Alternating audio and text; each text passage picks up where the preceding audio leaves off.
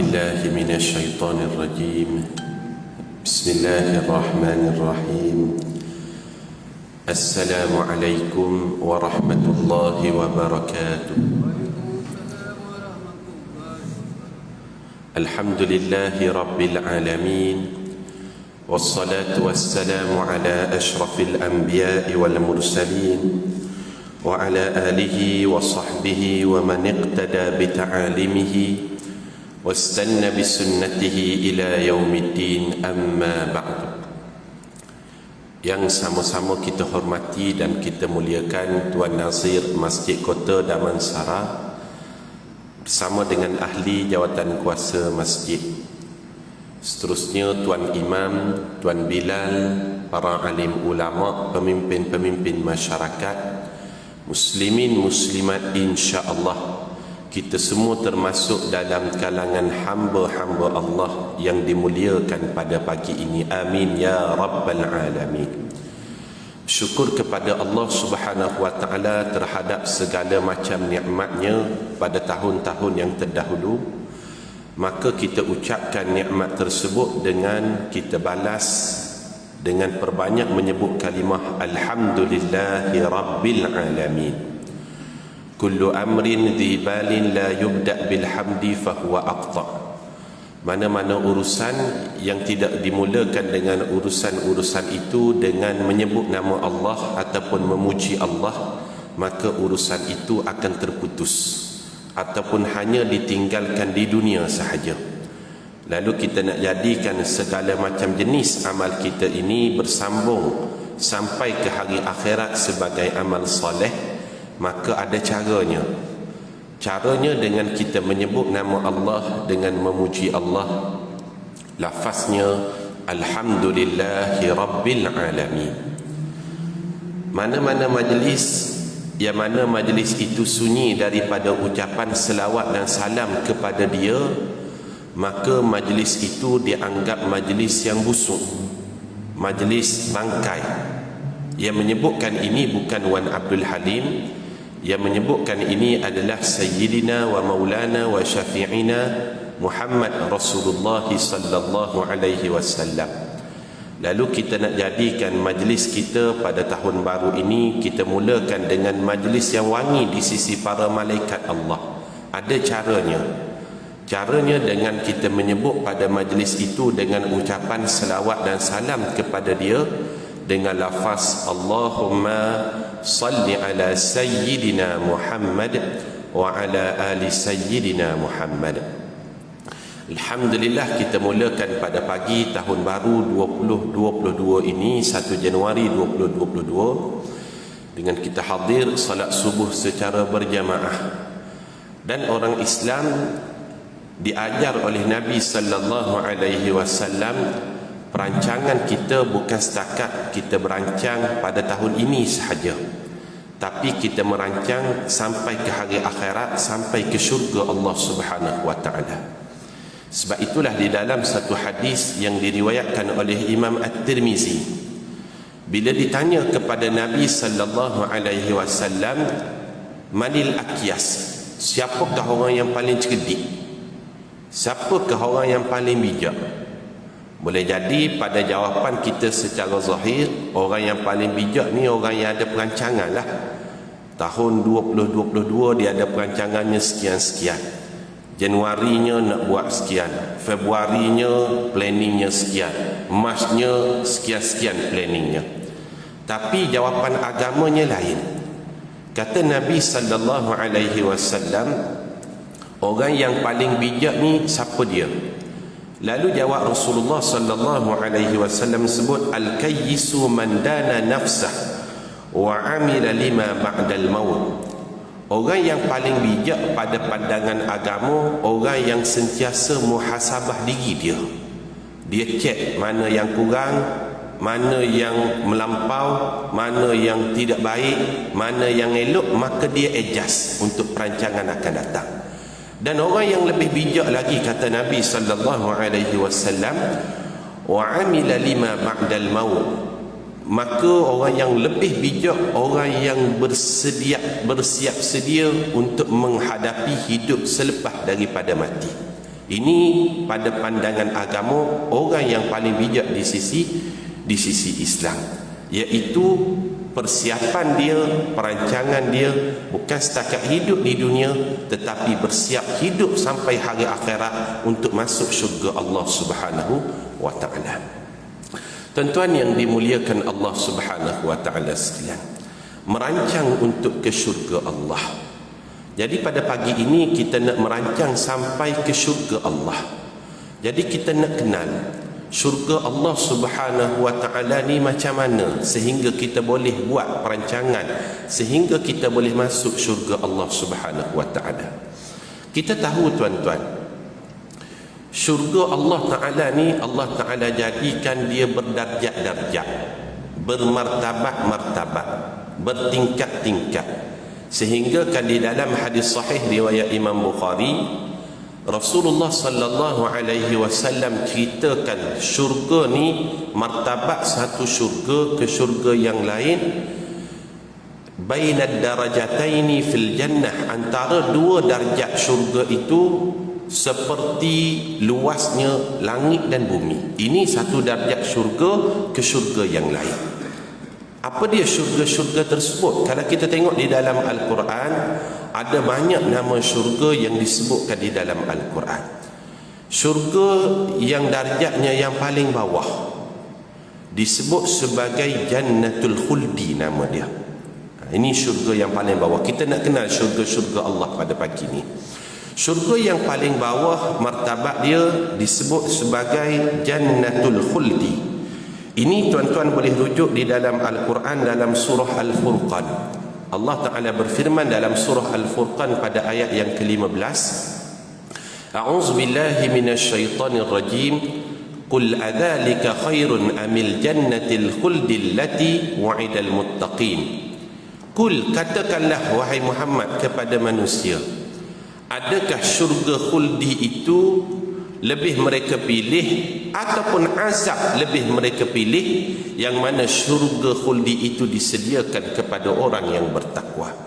Bila Allah comparekan syurga dengan azab, lalu para ulama simpulkan syurga khuldi ini merupakan syurga yang paling bawah martabat dia. Tapi tuan-tuan jangan fikir pula kalau syurga yang paling bawah macam hotel bajet ke ustaz. Jangan. Syurga walaupun kita diceritakan di dalam Al-Quran, syurga itu di dalamnya ada sungai. Jangan kita bayang syurga yang paling bawah ni macam sungai Kelang ke ustaz. Jangan. Syurga ni ada buah pisang contohnya, macam pisang Cavendish ke ustaz. Jangan. Kerana nikmat syurga Rasulullah sallallahu alaihi wasallam sebutkan, ma la ainun ra'at, nikmat syurga itu tidak pernah terpandang oleh mata, wala udhunun sami'at, tidak pernah didengar telinga, wala khatara ala qalbil bashar, tidak pernah terlintas oleh hati. Tetapi oleh kerana syurga ini Rasulullah sallallahu alaihi wasallam katakan ada darjatnya, ada martabatnya, ada susunannya, maka darjat syurga yang paling rendah itu namanya Jannatul Khuldi. Macam kita lah, kalau ada dalam kalangan kita yang kerja kerajaan kan, ada grade-nya grade 19, lebih tinggi 27, lebih lagi 41, 44, 48, 52, 54, ada sampai jusa kan, jusa C, jusa A, ada turus dan sebagainya. Kalau di dunia ada grade-grade dia, di hari akhirat syurga Allah Ta'ala pun ada grade dia. Yang paling tinggi itu namanya Jannatul Khuldi. Faham tuan-tuan? Kita nak kenal tentang syurga Allah supaya kita boleh merancang kita sampai masuk syurga Allah, syurga yang paling baik bersama dengan Rasulullah sallallahu alaihi wasallam. Ini syurga yang pertama. Ada syurga yang lebih tinggi grade dia. Syurga ini Allah Ta'ala rakamkan di dalam Al-Quran, di dalam surah Ad-Dukhan pada ayat yang ke-51, iaitu nama syurganya syurga Maqamul Amin. Syurga Maqamul Amin. Ini grade yang lebih tinggi. Disebut di dalam Al-Quran dan disebut secara ringkas, Allah Ta'ala berfirman, Innal muttaqina fi maqamin amin. sesungguhnya al-muttaqin, orang-orang yang bertakwa itu, salah satu tempat yang mereka akan ditempatkan di dalam syurga, nama syurganya maqamul amin. Ini yang kedua. Ada syurga yang ketiga, disebut juga di dalam Al-Quran, antaranya di dalam surah Fatir pada ayat yang ke-34 dan ayat yang ke-35. Nama syurganya syurga Darul Maqamah. Syurga Darul Maqamah ini disebut di dalam surah Fatir pada ayat yang ke-34 dan ayat yang ke-35. Wa qalu alhamdulillahi alladhi azhaba 'anna al-hazan inna rabbana laghafurun syakur الذي أحلنا دار المقامة من فضله لا يمسنا فيها نصب ولا يمسنا فيها لغوب. Ini martabat syurga yang ketiga. Tuan-tuan dapat tak ni susunan-susunan dia? Last sekali nanti kita tanya seorang-seorang, kita test sekali. Cuba sebut susunan ataupun tingkatan-tingkatan syurga yang disebutkan di dalam Al-Quranul Karim. Cuba kita test, boleh tahu nanti siapa yang ingat, siapa yang tak ingat. Yang keempat, ada syurga yang martabatnya lebih tinggi daripada syurga Darul Maqamah. Namanya syurga Darussalam. Syurga Darussalam. Tentu apa dah dengar syurga Darussalam? Ini banyak disebut di dalam Al-Quran, bahkan disebutkan oleh imam-imam kita. Selepas solat kan, apa kata imam? Allahumma antas salam wa minkas salam wa ilaika ya'udus salam fahayyina rabbana bis salam. Kemudian wa adkhilnal jannah daras salam, masukkanlah kami ke dalam syurga. Syurga apa dia? Syurga Darussalam. Syurga Darussalam banyak disebut dalam Al-Quran, antaranya di dalam surah Yunus pada ayat yang ke-25. Wallahu yad'u ila daris salam, dan Allah akan menjemput penghuni-penghuni syurga ni masuk ke dalam syurganya yang bernama syurga Darussalam. Ini syurga yang keempat. Syurga yang kelima namanya syurga Al-Ma'wa. Syurga Al-Ma'wa ini juga banyak disebut di dalam Al-Quran. Salah satunya disebut di dalam surah An-Najmu pada ayat yang ke-15. Indaha jannatul ma'wa. Ini disebut di dalam surah An-Najm pada ayat yang ke-15. Berapa dah kita dapat? Yang ke-5. Yang ke-6, ada syurga juga disebutkan di dalam Al-Quran. Syurga itu syurga yang lebih tinggi martabatnya, namanya syurga An-Na'im. Jannatun Na'im. Pernah dengar tuan-tuan? Syurga Na'im. Bahkan kalau ada dalam kalangan kita namanya Pak Cik Naim, contohnya Haji Naim. Naim itu salah satu daripada nama syurga. Syurga Naim, syurga yang disebutkan di dalam surah antaranya banyak. Salah satunya Allah Ta'ala ceritakan dalam surah Luqman pada ayat yang ke-8. Innal ladhina amanu wa amilus salihati lahum jannatun na'im. Sesungguhnya orang yang beriman dan beramal saleh, bagi mereka itu disediakan syurga Na'im.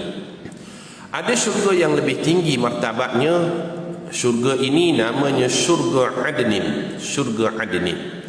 Syurga Adnin juga banyak disebut di dalam Al-Quran. Salah satunya Allah Ta'ala ceritakan dalam surah Maryam pada ayat ke-61.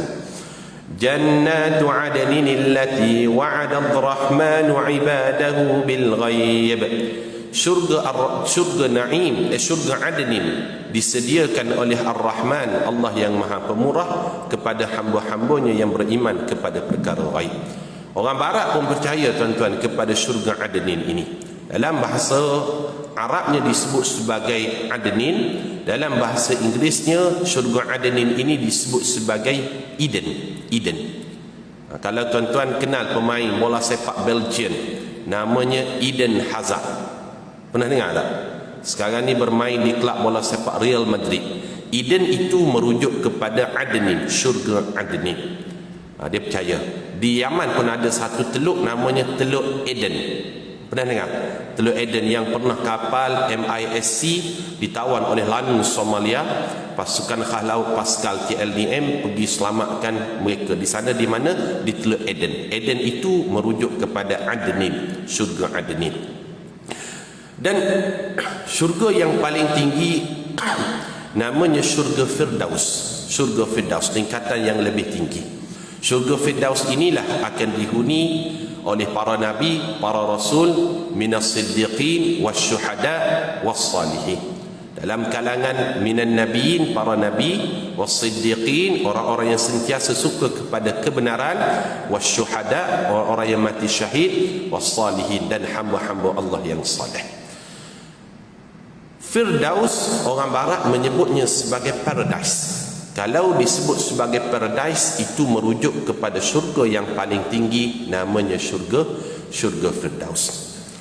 Ustaz, bagaimana kami boleh merancang dan perancangan kami ni sampai masuk syurga Firdaus? Syurga ni banyak jenisnya, banyak martabatnya, banyak tingkatannya. Macam mana planning kita? Kita punya cara kita, ataupun kita punya perancangan kita, supaya kita boleh merancang, bukan setakat merancang masuk syurga, tetapi merancang masuk syurga, syurganya syurga yang terbaik, syurga Firdaus. Ada tips dia, tuan-tuan. Apa tips dia?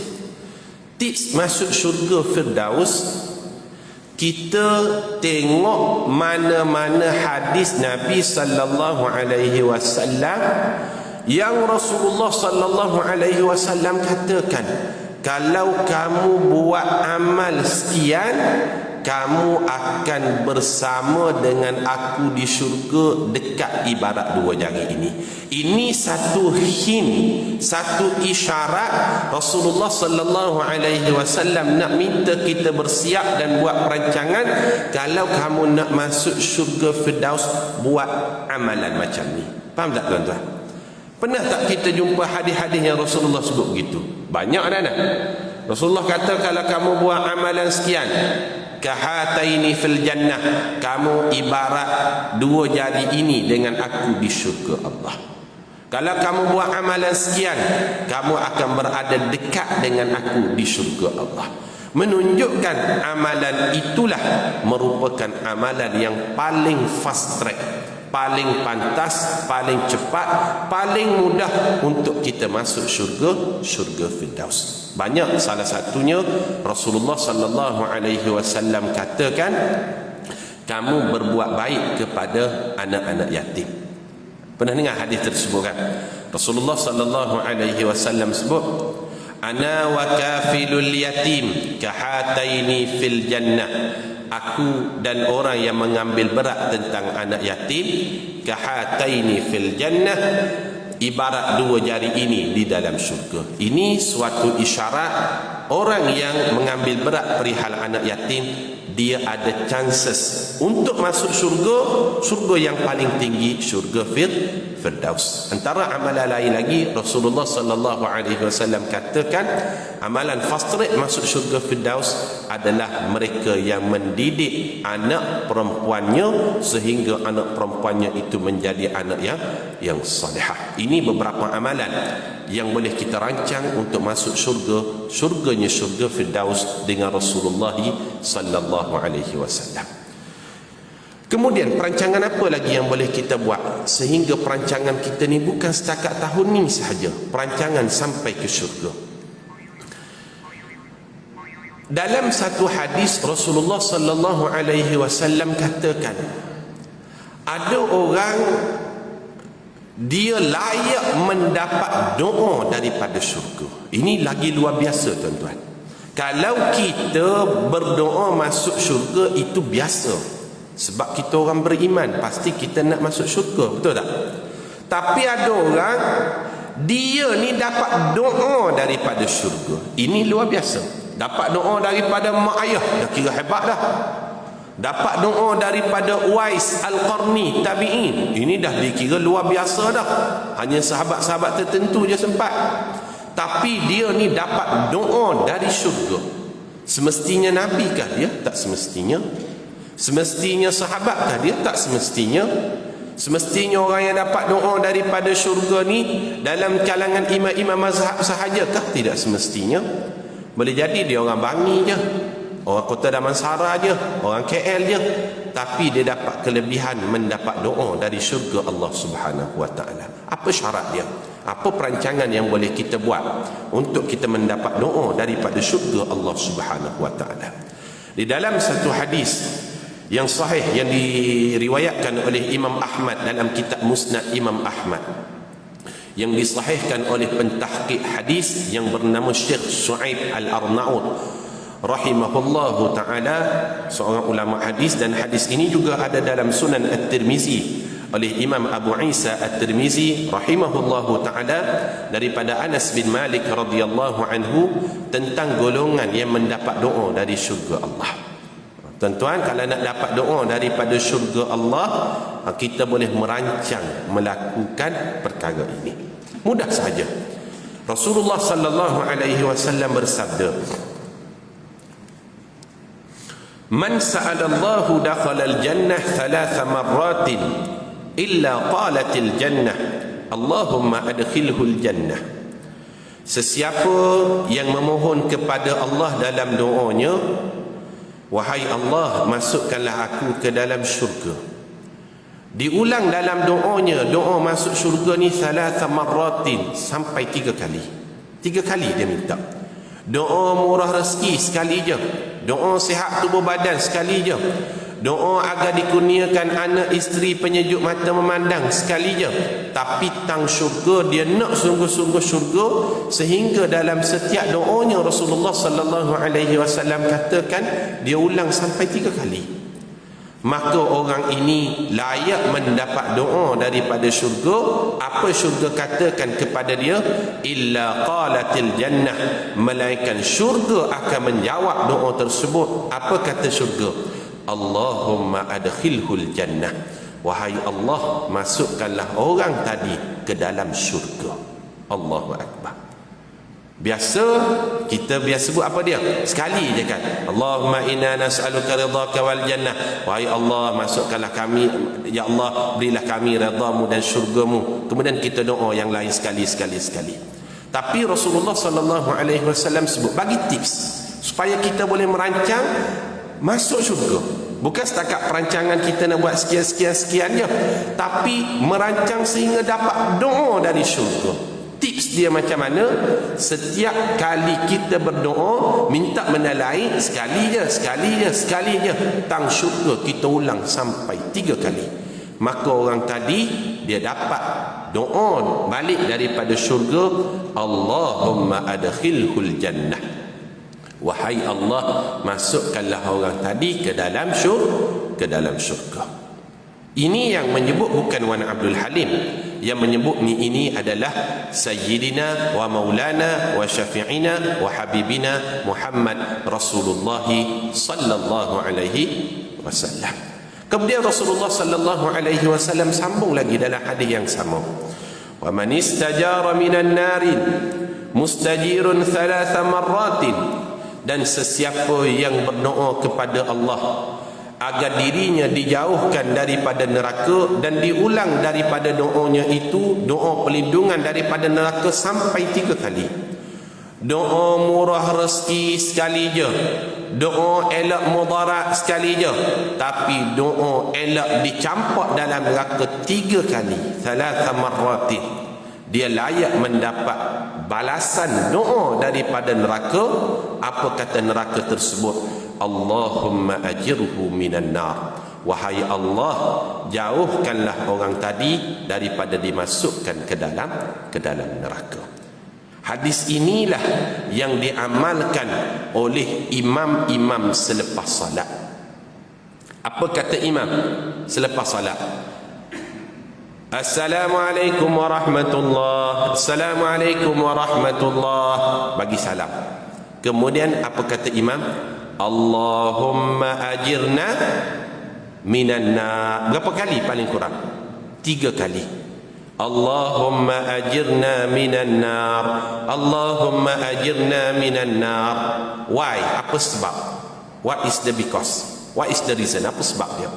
Kerana Rasulullah sallallahu alaihi wasallam katakan, wa man istajara minan narin thalatha marratin. Sesiapa yang memohon berlindung daripada dicampak dia ke dalam neraka, dalam doanya itu diulang sampai 3 kali, illa qalatin nar, melainkan neraka akan membalas doa tersebut.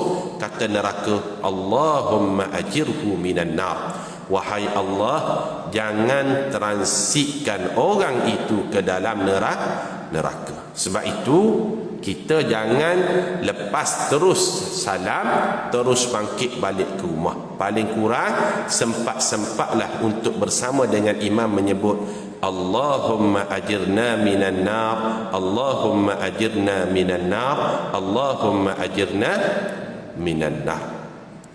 Kalau yang pertama tadi dia dapat doa dari syurga, kalau yang kedua dia mendapat doa daripada neraka. Nak tak pada pagi ni dapat doa dari syurga, tuan-tuan? Ramai-ramai kita baca, boleh ke? InsyaAllah. Ikut ana. Allahumma nas'aluka ridaka wal jannah. Allahumma nas'aluka jannatal firdaus ma'a rasulillahi sallallahu alaihi wasallam. Allahumma nas'aluka jannatal firdaus bighairi hisabin wala adab. Amin ya rabbal alamin. Apa maknanya? Allahumma inna nas'aluka ridhaka wal jannah. Wahai Allah, kami memohon redha-Mu. Bila dapat redha Allah, maka turunlah rahmat Allah. Bila turun rahmat Allah, la yadkhulul jannah ahadukum bi'amalihi, manusia tak akan masuk syurga dengan amalnya, illa an yataghammadani Allahu bi rahmatih, melainkan manusia akan masuk syurga dengan rahmat Allah. Bila turun rahmat Allah, maka kita layak masuk syurga. Yang kedua kita katakan Allahumma inna nas'alukal jannatal firdaus ma'a rasulillah. Wahai Allah, masukkanlah kami ke dalam syurga firdaus bersama dengan para nabi, khususnya Nabi Muhammad sallallahu alaihi wasallam. Bila kita sebut dia bersama dengan Rasulullah di syurga, itu bermakna di syurga firdaus. Yang ketiga kita katakan Allahumma inna nas'alukal jannatal firdaus. Wahai Allah, kami memohon kepadamu dimasukkan diri kami ke dalam syurga firdaus bighairi hisab, tanpa dikenakan sebarang hisab. Apa sebab? Kerana orang beriman SOP dia masuk syurga ni berbeza, tuan-tuan. Cara kita masuk syurga ni tak sama. Satu orang beriman dengan orang beriman yang lain, SOP, Standard Operation Procedure, cara masuk syurga tak sama. Ada 3 cara Rasulullah sallallahu alaihi wasallam ceritakan. Cara yang pertama, orang beriman masuk syurga, caranya tanpa dihisap amal dia. Ini luar biasa, tuan-tuan.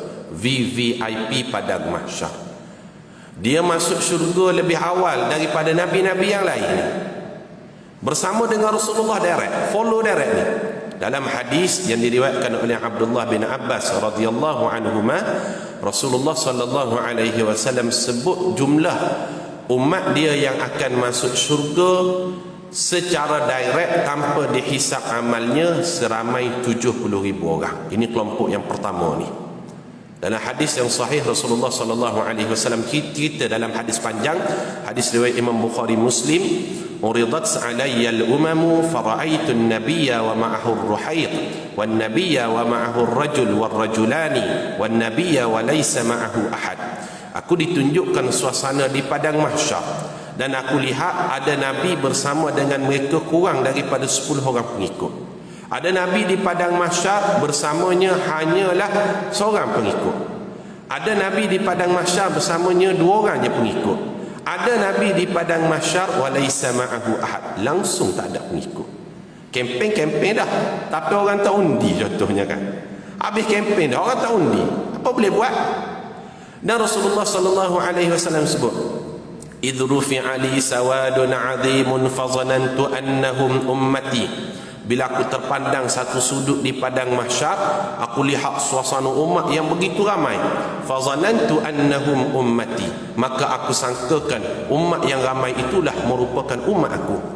Faqila li, maka telah dikatakan kepadaku oleh malaikat, hadza Musa wa qaumuh, umat yang ramai itu merupakan umat Nabi Musa dan Nabi Musa itu sendiri bersama dengan pengikut dia. Maka aku pandang satu sudut yang lain, aku tengok umat yang jauh lebih ramai daripada umat Nabi Musa. Maka malaikat katakan kepadaku, hadhihi ummatuk, umat yang paling ramai itulah umat kamu. Wa ma'ahum sab'una alafan yadkhuluna al-jannata bighairi hisabin wala adab, dan bersama dengan umat yang ramai itu bersamanya ada 70,000 orang yang layak disaring oleh Allah, dicek oleh Allah, diluluskan oleh Allah, seramai 70,000 orang yang akan masuk syurga tanpa hisab, tanpa azab. Ini luar biasa tuan-tuan. Dan boleh jadi dalam kalangan kita pun akan ada termasuk dalam kelompok tersebut. Amin ya rabbal alamin, insyaAllah. Ini SOP yang pertama, cara masuk syurga. Daripada 70,000 tu, bila Rasulullah cerita dalam hadis tersebut kan, bangunlah seorang sahabat namanya Ukasyah bin Mihsan. Ukasyah bangun, Ukasyah kata, ya Rasulullah, wahai Rasulullah, udu'ullaha an yaj'alani minhum, doakan diri aku ni termasuk daripada salah seorang yang akan masuk syurga tanpa hisab. Rasulullah katakan, anta minhum, kamulah salah seorang daripada mereka wahai Ukasyah. Direct Rasulullah bagi tahu demikian. Kalau kita lah kan kena macam tu, kamulah Wan Abdul Halim salah seorang yang akan masuk syurga tanpa hisab. Confirm bulan depan tak datang dah kuliah subuh di Masjid Kota Damansara. Haji Fazil WhatsApp, Ustaz kenapa tak datang bulan ni? Saya ni bukan apa, masuk syurga tanpa hisab dah saya ni, kuliah subuh apa lagi. Tapi Ukasyah bukan demikian tuan-tuan. Semakin semangat dia salah seorang sahabat yang tak pernah ambil MC dalam mana-mana peperangan pada zaman Nabi SAW. Dia nak cari syahid pada jalan Allah, tapi takdir Allah dia tak mati syahid pada zaman Rasulullah. Dia meninggal dunia dalam keadaan syahid pada zaman Abu Bakar As-Siddiq dalam peperangan Riddah. Ini sejarah kisah kehidupan Ukasyah bin Mihsan, lelaki yang dijamin masuk syurga tanpa hisab oleh Nabi SAW. Bila Rasulullah katakan pada Ukasyah demikian, sahabat yang lain jealous lah kan. Ukasyah syurga tanpa hisab, sahabat lain ni tenganga-nganga tunggu bila Rasulullah nak doakan dia. Sehingga sahabat lain tanya pada Rasulullah, ya Rasulullah, udu'ullaha an yaj'alani minhum, doakanlah aku juga sebagaimana kamu doakan Ukasyah masuk syurga tanpa hisab. Lalu Rasulullah SAW katakan, sabaqaka biha Ukasyah, sebenarnya Ukasyah bin Mihsan sudah mendahului kamu semua. Maknanya daripada 70,000 orang, satu kursi itu ada dah diisi oleh Ukasyah. Ada sebanyak 69,999 kursi kosong lagi. InsyaAllah moga-moga ada dalam kalangan kita termasuk dalam kelompok ini. Amin ya rabbal alamin, insyaAllah. Ini SOP yang pertama tuan-tuan, cara masuk syurga. Rasulullah yang sebut 70,000 ni tak perlu tunjuk My Sejahtera dah, tak perlu scan dah nanti. Tak kena cek bawa sejadah ke tak, ambil vaksin ke tak perlu dah ni. Direct ni, tak perlu bawa IC, pasport, berhenti di mana-mana pusat kawalan pemeriksaan tak, mana-mana pos imigresen, tak ada dah. Direct ke syurga Allah Ta'ala bersama dengan Rasulullah SAW, mendahului nabi-nabi, rasul-rasul yang lain. Ini luar biasa tuan-tuan. Hanya umat Nabi Muhammad SAW yang diberi keistimewaan demikian. Ini beberapa keistimewaan umat Rasulullah. Umat Rasulullah ni banyak keistimewaan dia. Salah satunya umur pendek tapi amalan dia berganda. Ini umat Rasulullah kan. Salah satunya lagi 70,000 terpilih masuk syurga terawal tanpa hisab, tanpa azab. Ini SOP yang pertama masuk syurga. SOP yang kedua masuk syurga, dia kena berhenti dulu di pos-pos pemeriksaan. Yang ni payah tuan-tuan. Kena cek dulu, ni audit dulu. Saat ni kalau umur panjang makin panjang lah. Sejak dia akhir balik sehingga bila? Hatta ya'tiyakal yakin, sehingga datang kepada kamu al-yaqin. Al-yaqin bermakna al-maut, sehingga datang kematian. Tempoh itu Allah Ta'ala akan audit. Dan Allah alaihissallahu biahkamil hakimin. Dia hakim yang paling adil. Audit Allah paling ketat. Cuba tanya ketua bahagian hujung-hujung tahun kan, kalau Jan datang, Jan ni jabatan audit negara, datang ke bahagian dia nak audit tempat dia, terkencing-kencing ketua bahagian tak tidur malam, confirm teli tak jumlah ni resit dia mana, kita yang claim ni macam mana, tanya orang tu, tanya orang ni, seminggu tu tak tidur malam, tidur pun tak lena. Itu manusia yang audit. Boleh sorok-sorok sikit kan. Ini Allah. Dan saksi di hari akhirat pula, bagi orang yang dihisap amalnya, SOP yang kedua ni, akan ada 5 saksi yang akan menjadi saksi di hari akhirat. Saksi yang pertama Allah, saksi yang kedua 2 malaikat kiri kanan kita, saksi yang ketiga makhluk-makhluk lain. Makhluk-makhluk lain ni, makhluk sama ada makhluk terhidup ataupun tak hidup, dia akan menjadi saksi di hari akhirat. Sejadah yang kita bawa, masjid Kota Damansara yang tempat kita sujud, semua akan jadi saksi. Saksi yang keempat, anggota tubuh badan kita. Dalam surah Yasin kan, al-yawma nakhtimu ala afwahihim wa tukallimuna aydihim wa tashhadu arjuluhum bima kanu yaksibun. Tangan kaki semua jadi saksi. Dan saksi yang kelima, buku amalan kita. Sekecil mana Allah Ta'ala akan audit. faman ya'mal mithqala dzarratin khairan yarah wa man ya'mal mithqala dzarratin syarran yarah. Zarah ni apa dia? Sekecil zarah yang didatangkan di buku amalan.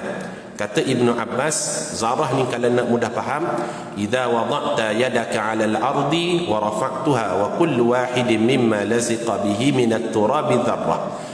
Ambil tapak tangan, letakkan di debu pasir pantai tu, angkat tangan tersebut, cari debu pasir yang paling halus yang melekat di tangan kita, itulah zarah. Kalau sekecil itu pun akan didatangkan di buku catatan amalan, apatah lagi yang besar-besar yang lain. Kalau tuan-tuan nak tahu, tuan-tuan pergi Port Dickson hari ni, di pantai Teluk Kemang ke, di pantai tu tuan-tuan lekat tangan, kemudian buang pasir-pasir, tinggal yang paling halus je. Itulah zarah. Sekecil itu pun akan didatangkan oleh Allah bagi sesiapa yang diaudit di hari akhirat kelak. Kalau kelompok yang pertama ni direct, tak perlu audit, tak perlu saksi apa dia dah, terus ke syurga Allah Ta'ala. Sebab itu Rasulullah sallallahu alaihi wasallam diajarkan kepada Aisyah. Bagi kelompok yang kedua ni, Rasulullah katakan kepada Aisyah, kamu berdoalah kepada Allah dengan satu doa. Kalau diri kamu dihisab, kamu doa dengan doa ni. Apa dia? Allahumma hasibni hisaban yasira. Wahai Allah, hitunglah amal kami, auditlah diri kami di hari akhirat dengan perhitungan yang ringan. Bukan makna perhitungan yang ringan Allah Ta'ala tak cek sangat, tak. Allah Maha teliti, Allah Maha adil. Perhitungan yang ringan dengan makna ada pengampunan segala raja di hari akhirat. Pengampunan Allah. Kalau di dunia kan, orang yang buat salah, tapi ada satu pengampunan yang boleh menghapuskan kesalahan dia. Ada tak tuan-tuan? Dia disabitkan di mahkamah atas kesalahan tersebut, tapi namanya boleh dikliarkan, dibersihkan melalui pengampunan tersebut. Ada tak? Ada. Namanya pengampunan diraja. Ada. Di dunia ni ada. Confirm buat salah, disabitkan kesalahan di mahkamah, tapi kalau dia dapat pengampunan diraja, dia mula daripada nol, mula daripada sifar, kosong balik. Maknanya bersih diri dia. Allah, bila orang yang dihitung amalnya, diaudit oleh Allah hisaban yasira, perhitungan yang mudah, ada dosa dia, ada kesilapan dia, ada kesalahan dia, tetapi dia mendapat pengampunan raja segala raja. Maliki yaumiddin, Allah itu raja segala raja. Ini SOP yang kedua. Ana sebutkan secara ringkas. SOP yang ketiga, cara orang beriman masuk syurga.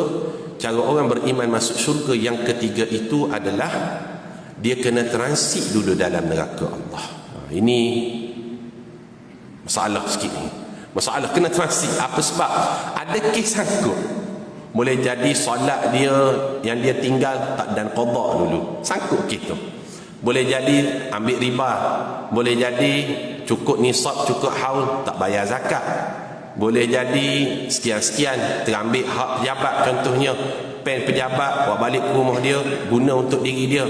Kertas A4 pejabat guna untuk kepentingan peribadi dia, photostat. Kecil je, selai je dia cakap. Walaupun selai kecil pada pandangan kita, besar pada penilaian Allah, besar pada penilaian Allah. Transit dulu dalam neraka. Inilah yang imam bacakan selepas solat. Allahumma ajirna minan nar. Wahai Allah, jangan transitkan kami dalam neraka. Tuan-tuan yang dimuliakan Allah, itu SOP kita masuk syurga. Ada kelompok, Ibnu Abbas radhiyallahu anhu ceritakan, kelompok ni syurga rindu kepada dia. Kalau tadi syurga doakan dia, ini kata-kata daripada Ibnu Abbas, syurga rindu kepada 4 golongan ini. Siapa 4 golongan tersebut?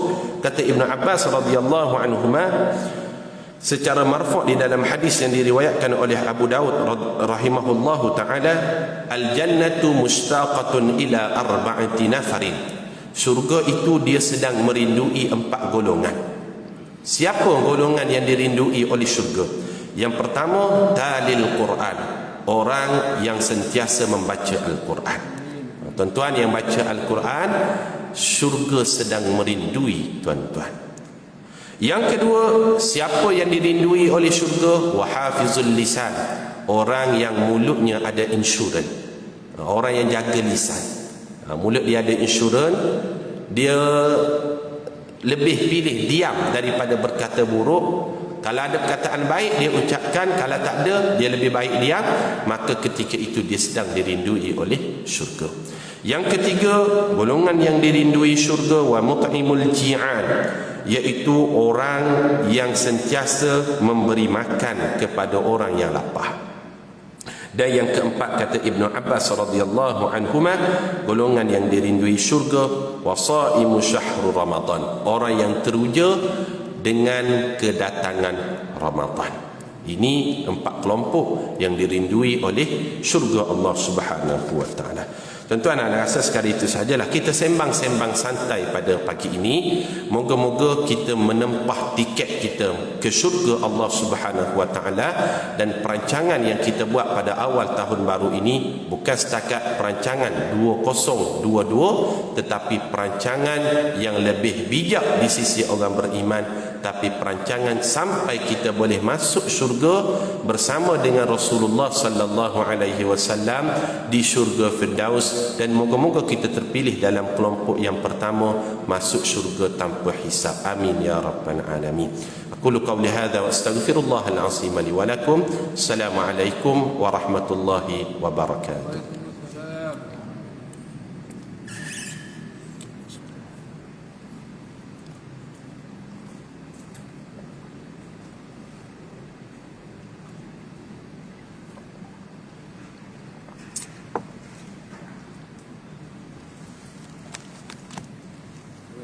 Sama-sama. Terima kasih.